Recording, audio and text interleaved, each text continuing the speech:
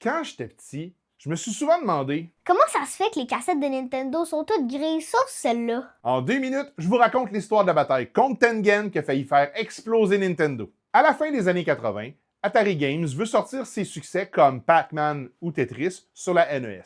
Le problème, c'est que Nintendo impose des conditions hyper strictes.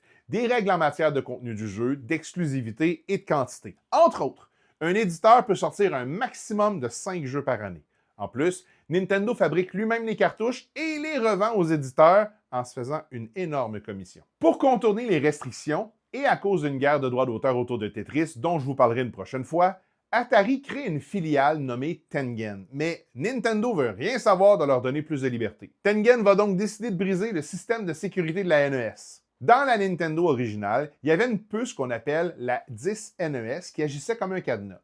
Si la cartouche n'avait pas la puce correspondante, la clé, ben la console redémarrait en boucle. Le fameux écran clignotant que tout le monde a déjà vu. Tengen, qui réussit pas à craquer le code de la clé, mentent et s'en vont au bureau des brevets américains en disant avoir besoin du code de Nintendo pour un procès. Ils vont voler les plans confidentiels, ils copient le code et vont créer leur propre puce de sécurité qu'on appelle Rabbit. Tengen a maintenant le champ libre pour fabriquer ses propres jeux et ses cartouches sans devoir passer par Nintendo. Évidemment, Nintendo ne se laissera pas faire. Il va poursuivre Tengen pour violation de brevets et de droits d'auteur.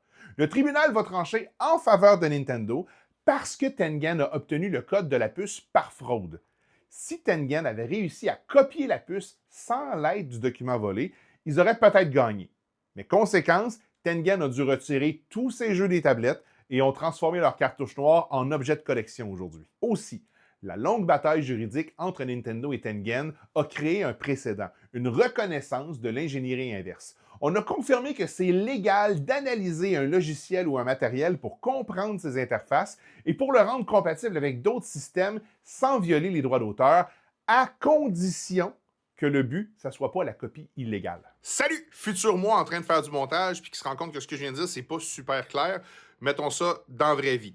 Je fabrique des cadenas, tu veux les débarrer. Tu peux acheter mon cadenas, démonter le cadenas, regarder comment il fonctionne puis fabriquer ta propre clé. Ça, c'est correct. T'as pas le droit de voler les plans de ma clé puis faire tes propres clés. Ça, c'est pas correct. Puis t'as aussi pas le droit de voler mon cadenas pour te fabriquer ton cadenas. Ça non plus. Ça, c'est du vol de droit d'auteur. Si Tengen avait réussi à créer la Rabbit sans voler le code source de la 10 NES, Tengen aurait peut-être gagné sur toute la ligne. Mais en perdant, ça a ouvert la voie au DRM, la gestion des droits numériques, qu'on utilise pour contrôler l'accès, la copie et le partage ou la modification d'œuvres numériques. On parle de musique, de films, de livres électroniques, de jeux vidéo, de logiciels, pour protéger tous les droits d'auteur contre le piratage. Si vous avez appris quelque chose, aimez et partagez.